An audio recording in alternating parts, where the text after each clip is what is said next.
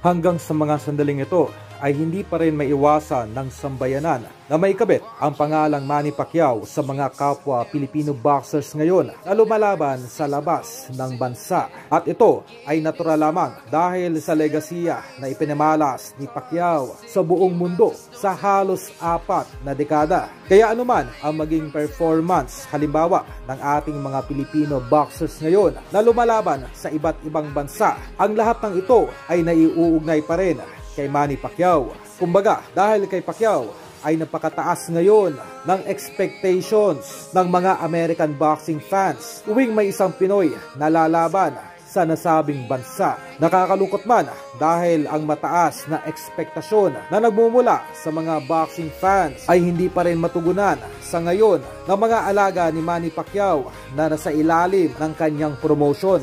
Ganoon pa man, sa kabila ng pag-alis ng ating 3-division champion Casimero sa MP, ay posible pa rin itong magbigay ng karangalan di lamang sa bansang Pilipinas, kundi pati na rin mismo kay Manny Pacquiao.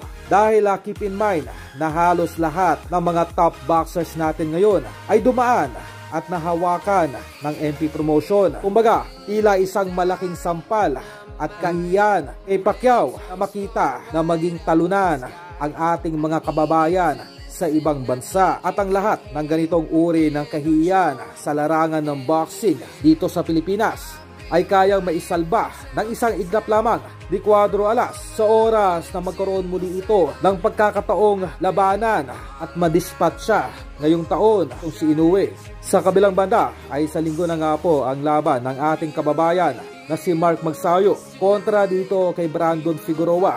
At mula sa ating pananaliksik ay isang literal na knockout lamang or TKO ang posibleng maging panalo ng ating pambato. Dahil usap-usapan na ngayon na tila gagawin ng Amerika ang lahat-lahat upang malamangan lamang o tila madugasan itong ating kababayan na si Magsayo.